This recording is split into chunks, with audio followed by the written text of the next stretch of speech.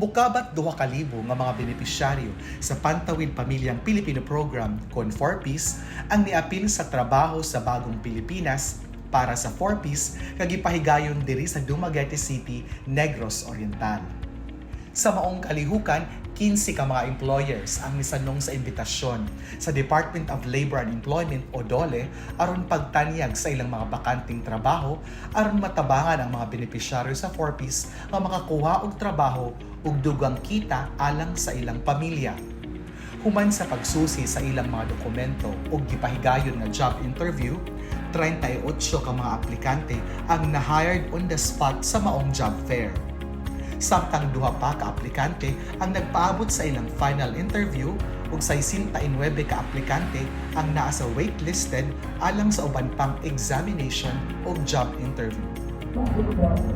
Sa karon ako maingon sa DSWD para sa kuha at ako kislagtabang sa mga para sa kuha mga kanang bago lang yung graduate dili pa maka-proceed sa ilang profession nga gusto. So thankful ra pud ni. Thankful ra pud ko nga natagaan og kanang opportunity ang mga students kanon.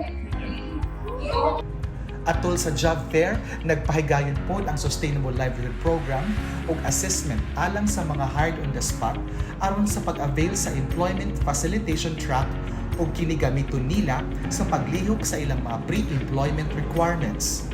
Nag-apod-apod usab ang DSWD pinaagi sa assistance to individuals in crisis situation ug 3,000 aron makatabang kini sa ilang pamilya samtang nangita pa sila og trabaho.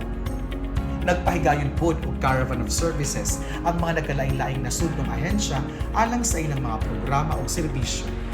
Sa dugang bahin, nagbutang ang Department of Agriculture sa mga kadiwa ng Pangulo Stores ug ang DSWD sa mga nagkalain-laing Sustainable Livelihood Program Associations alang sa pagbaligya sa ilang mga produkto. Gitambungan ang maong kalihukan ni Presidente Ferdinand R. Marcos Jr., DSWD Secretary Rex Gatchalian ug uban pang mga opisyales sa gobyerno. Alang sa dugang kasayuran, bisitahang official social media page sa DSWD Region 7. Kini si Kerwin Macopia, alang sa DSWD Central Visayas at